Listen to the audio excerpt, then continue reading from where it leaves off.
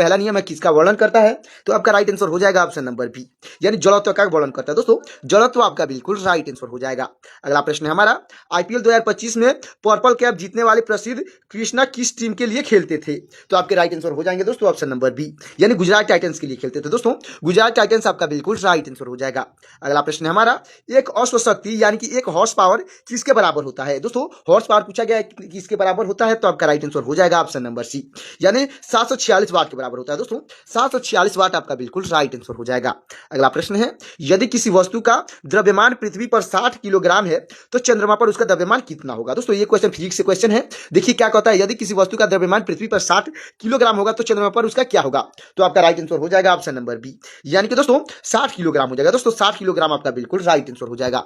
चलते हैं अगले प्रश्न की ओर। दोस्तों हमारा अगला प्रश्न है, कोशिका भित्ति यानी कि सेल वाल। दोस्तों सेल वाल पूछा गया है किस पदार्थ से बनी होती है, तो आपका राइट आंसर हो जाएगा ऑप्शन नंबर सी, यानी सेलुलोज की बनी होती है। दोस्तों सेलुलोज आपका बिल्कुल राइट आंसर हो जाएगा। अगला प्रश्न है, काला औजार रोग किस परजीवी के कारण होता है। दोस्तों क्वेश्चन है हमारा, काला औजार रोग जो है किस परजीवी के कारण होता है, तो आपका राइट आंसर हो जाएगा ऑप्शन नंबर डी, यानी लिसमेनिया डोनोविया के कारण होती है। दोस्तों लिसमेनिया और डोनोविया आपका बिल्कुल राइट आंसर हो जाएगा। अगला प्रश्न है, आईपीएल 2025 का खिताब किस टीम ने जीता, तो आपका राइट आंसर हो जाएगा दोस्तों ऑप्शन नंबर डी, यानी रॉयल चैलेंजर्स बेंगलुरु ने जीता है। दोस्तों रॉयल चैलेंजर्स बेंगलुरु आपका बिल्कुल राइट आंसर हो जाएगा।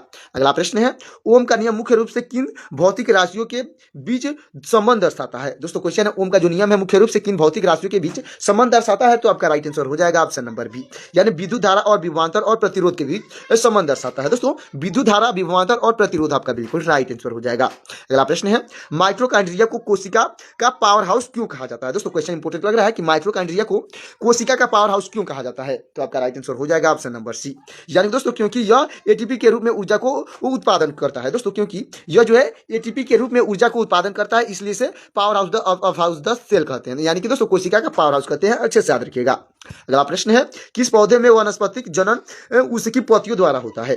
दोस्तों पूछा गया किस पौधे में वनस्पतिक जनन जो है उसकी पत्तियों के द्वारा होता है, तो आपका राइट आंसर हो जाएगा ऑप्शन नंबर सी, यानी बायोफिल्म में होता है। दोस्तों बायोफिल्म आपका बिल्कुल राइट आंसर हो जाएगा। अगला प्रश्न है हमारा, यदि किसी लेंस का अवर्धन ऋणात्मक हो तो दर्शाता हूं कि प्रतिबिंब कैसा होगा। दोस्तों क्वेश्चन हमारा अच्छे से समझिएगा, यदि किसी लेंस का जो अवर्धन है वो ऋणात्मक यानी कि निगेटिव है, तो यह दर्शाता है कि प्रतिबिंब कैसा होगा, यानी कि आपको बताना है कि प्रतिबिंब जो है कैसा होगा, तो आपका राइट आंसर हो जाएगा ऑप्शन नंबर बी, यानी वास्तविक और उल्टा होगा। दोस्तों वास्तविक और उल्टा आपका बिल्कुल राइट आंसर हो जाएगा। अगला प्रश्न है हमारा, अगला प्रश्न हो जाएगा, संवेग यानी कि मोमेंटम का एसआई इकाई क्या है। दोस्तों संवेग का एसआई इकाई पूछा गया है, तो आपका राइट आंसर हो जाएगा ऑप्शन नंबर सी, यानी किलोग्राम मीटर पर सेकंड होगा। दोस्तों किलोग्राम मीटर पर सेकंड आपका बिल्कुल राइट आंसर हो जाएगा। अगला प्रश्न है हमारा, ऑरेंज कैप किस खेल टूर्नामेंट में से संबंधित है। दोस्तों ऑरेंज कैप जो है वो किस खेल टूर्नामेंट से संबंधित है, तो आपका राइट आंसर हो जाएगा ऑप्शन नंबर डी, यानी क्रिकेट से संबंधित है। दोस्तों क्रिकेट आपका बिल्कुल राइट आंसर हो जाएगा। अगला प्रश्न है, गुरुत्वाकर्षण स्थिति ऊर्जा किस पर निर्भर करता है। दोस्तों क्वेश्चन है, गुरुत्वाकर्षण जो है स्थिति ऊर्जा किस पर निर्भर करता है, तो आपका राइट आंसर हो जाएगा ऑप्शन नंबर सी, यानी द्रव्यमान गुरुत्वीय त्वरण और ऊंचाई पर निर्भर करता है। दोस्तों एक बार और आंसर सुनिएगा, द्रव्यमान गुरुत्वीय त्वरण और ऊंचाई आपका बिल्कुल राइट आंसर हो जाएगा। अगला प्रश्न है हमारा, जब कोई पेड़ उखड़ जाता है तो कौन सा ऊतक जल और खनिज परिवहन करता है, तो आपका राइट आंसर हो जाएगा ऑप्शन नंबर बी, यानी जाइलम ही करता है। दोस्तों जाइलम आपका बिल्कुल राइट आंसर हो जाएगा। अगला प्रश्न है हमारा, लैंड कॉन्फ्रेंस 2025 में कंट्री चैंपियन का पुरस्कार किस अंतरराष्ट्रीय संस्था द्वारा दिया गया, तो आपका राइट आंसर हो जाएगा ऑप्शन नंबर बी, यानी विश्व बैंक यानी कि वर्ल्ड बैंक के द्वारा दिया गया है। दोस्तों वर्ल्ड बैंक आपका बिल्कुल राइट आंसर हो जाएगा। अगला प्रश्न है, कोशिका झिल्ली यानी कि सेल मेम्ब्रेन की प्रकृति कैसी होती है। दोस्तों प्रवृत्ति जो होती है कैसी होती है, तो आपका राइट आंसर हो जाएगा ऑप्शन नंबर सी, यानी चयनात्मक पारगम्य होती है। दोस्तों चयनात्मक पारगम्य आपका बिल्कुल राइट आंसर हो जाएगा। अगला प्रश्न है, किसी परिपथ में एक कूलाम आवेश को 1 वोल्ट के विभवांतर से प्रवाहित करते हैं तो किया गया कार्य कितना होता है, तो आपका राइट आंसर हो जाएगा दोस्तों ऑप्शन नंबर सी, यानी 1 जूल होता है। दोस्तों 1 जूल आपका बिल्कुल राइट आंसर हो जाएगा। अगला प्रश्न है हमारा, वायुमंडल की अनुपस्थिति में चंद्रमा पर किसी वस्तु का वजन पृथ्वी के वजन का लगभग कितना गुना होता है, तो आपका राइट आंसर हो जाएगा ऑप्शन नंबर बी, यानी 1/6 गुना होता है। दोस्तों 1/6 गुना आपका बिल्कुल राइट आंसर हो जाएगा। अगला प्रश्न है, वह प्रक्रिया जिसमें एक कोशिकीय जीव दो समान भागों में विभाजित होकर नए जीव बनाते हैं क्या कहलाती है। क्वेश्चन समझिएगा, वह प्रक्रिया जिसमें एक कोशिकीय जीव 2 समान भागों में विभाजित होकर नए जीव बनाते हैं क्या कहलाती है, तो आपका राइट आंसर हो जाएगा ऑप्शन नंबर बी, यानी मुकुलन कहलाता है। दोस्तों मुकुलन आपका बिल्कुल राइट आंसर हो जाएगा। अगला प्रश्न है हमारा, अवतल दर्पण यानी कि कॉनकेव मिरर की फोकस दूरी क्या होती है? तो आपका राइट आंसर हो जाएगा ऑप्शन नंबर बी, यानी हमेशा ऋणात्मक होती है। दोस्तों जो अवतल दर्पण का फोकस दूरी होती है वो हमेशा ऋणात्मक होती है, यानी कि निगेटिव होती है। अच्छे से याद रखिएगा। अगला प्रश्न है, यदि किसी वस्तु का प्रतिबिंब वेग 0 और वह 5 सेकंड के लिए 4/4 मीटर पर सेकंड के त्वरण की गति करता है तो अंतिम वेग क्या होगा? तो आपका राइट आंसर हो जाएगा दोस्तों ऑप्शन नंबर बी, यानी 20 मीटर पर सेकंड होगा। दोस्तों सॉरी दोस्तों 20 मीटर पर सेकंड आपका बिल्कुल राइट आंसर हो जाएगा। अगला प्रश्न है हमारा, लॉरियस वर्ल्ड स्पोर्ट्स अवार्ड किस वर्ष से शुरू किया गए थे? दोस्तों क्वेश्चन हमारा, लॉरियस वर्ल्ड स्पोर्ट्स अवार्ड्स जो है किस वर्ष शुरू किए गए थे? तो आपका राइट आंसर हो जाएगा ऑप्शन नंबर बी, यानी सन 2000 में शुरू किया गया था। दोस्तों सन 2000 आपका बिल्कुल राइट आंसर हो जाएगा। अगला प्रश्न है हमारा, कोशिका भित्ति का मुख्य कार्य क्या है? दोस्तों कोशिका भित्ति का मुख्य कार्य पूछा गया है, तो आपका राइट आंसर हो जाएगा ऑप्शन नंबर बी, यानी कोशिका को आकृति और यांत्रिक मजबूती देना है। दोस्तों कोशिका को आकृति और यांत्रिक मजबूती देना आपका बिल्कुल राइट आंसर हो जाएगा।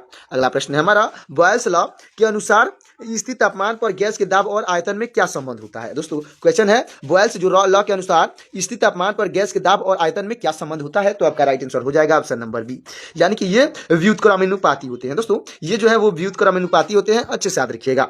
अगला प्रश्न है, प्रतिरोधकता की एसआई इकाई क्या है? दोस्तों प्रतिरोधकता की एसआई इकाई पूछी गई है, तो आपका राइट आंसर हो जाएगा ऑप्शन नंबर ए, यानी ओम मीटर होता है। दोस्तों ओम मीटर आपका बिल्कुल राइट आंसर हो जाएगा। अगला प्रश्न हो जाएगा हमारा, कौन सी प्रक्रिया ऑक्सीडेटिव फास्फोराइलेशन द्वारा एटीपी का संश्लेषण करती है? तो आपका राइट आंसर हो जाएगा ऑप्शन नंबर सी, यानी कोशिकीय श्वसन करता है। दोस्तों कोशिकीय श्वसन आपका बिल्कुल राइट आंसर हो जाएगा।